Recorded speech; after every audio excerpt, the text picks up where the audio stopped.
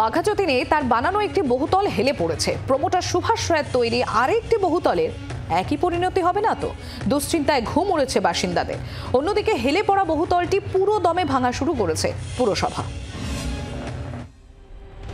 মঙ্গলবার বিপর্যয়ের পরে বাঘাযতীনে হেলে পড়া বহুতলটি ভাঙা শুরু করে কলকাতা পুরসভা। বুধবারও পুরোদমে বাড়ি ভাঙার কাজ চালালেন পুরকর্মীরা।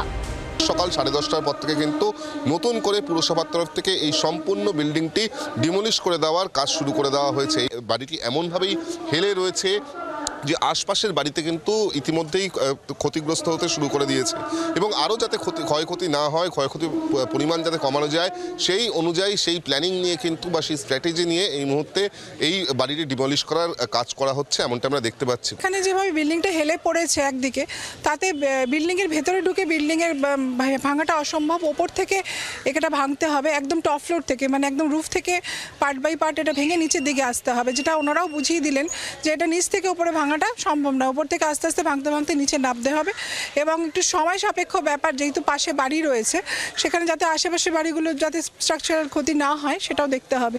তো সম্পূর্ণটাই একটু সময় সাপেক্ষ। গার্ডেন ব্রিজের স্মৃতি উস্কে মঙ্গলবার দুপুরে হেলে পড়ে বাঘাযতীনের বহুতল। বিদ্যাসাগর কলোনির বহুতলটির নিচের তলা কার্যত চুরমার। আতঙ্কে চোখের পাতা এক করতে পারছেন না লাগোয়া বাড়িগুলির বাসিন্দারা। আমার বাড়িতে পুরো এসে সেই বাড়ির ট্যাঙ্ক, জলের ট্যাঙ্ক ট্যাঙ্ক পুরো এসে পড়েছে আমাদের বাড়িতে। আমাদের বাড়িতে পাইপ টাইপ সমস্ত তো পেছনের দিকে ক্ষতি হয়েছে।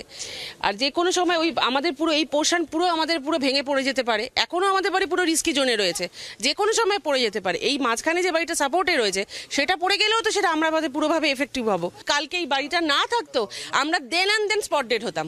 সেই প্রাণের দায়িত্বটা কে নেবে? আমরা এখনও বিপজ্জনক অবস্থায় রয়েছেন। হেলে পড়া আবাসনটির অদূরে আরও একটি বহুতল বানিয়েছিলেন পলাতক প্রমোটার সুভাষ রায়। ঘটনার পর থেকেই ঘুম উড়েছে ওই বহুতলের বাসিন্দাদেরও। এই 4তলা বিল্ডিং এর অর্থাৎ যেটা আমরা দেখতে পাচ্ছি সেটা একটা G+3 বিল্ডিং। তার একতলাটি গ্যারেজ করার জন্য বরাদ্দ করা ছিল, কিন্তু পরবর্তী ক্ষেত্রে এই অভিযুক্ত প্রমোটার সেটিকেও কিন্তু তিনি ফ্ল্যাটে রূপান্তরিত করে দেন, এমনটাই অভিযোগ। যেহেতু একই প্রমোটারের কাজের কোয়ালিটিও তো একই রকমই হবে, সেই হিসাবে একটু তো আতঙ্ক আছেই, স্বাভাবিক ব্যাপার। পুরসভার প্রাথমিক রিপোর্ট অনুযায়ী নিম্নমানের সামগ্রী দিয়ে তৈরি হয়েছিল বহুতলটি। বহুতলটি আগেই হেলে পড়েছিল। লিফটিংয়ের কাজের জন্য পুরসভার অনুমতি চাওয়া হয়নি তখন। হরিয়ানার যে সংস্থাকে দিয়ে কাজ করানো হচ্ছিল তাদের গাফিলতির কথা উল্লেখ রয়েছে রিপোর্টে। বাঘাযতীনে হেলে পড়া বহুতল নিয়ে মঙ্গলবার এফআইআর দায়ের হয় নেতাজিনগর থানায়। নির্মাণ সংস্থার পাশাপাশি হেলে পড়া বহুতলের 8টি ফ্ল্যাটের মালিকের বিরুদ্ধেও অভিযোগ দায়ের হয়। বেপাত্তা প্রমোটার সুভাষ রায়ের খোঁজে পুলিশ। বিক্রম দাসের রিপোর্ট, জি24 ঘন্টা। বাংলার আওয়াজ, বাঙালির আবেগ, জি24 ঘন্টা।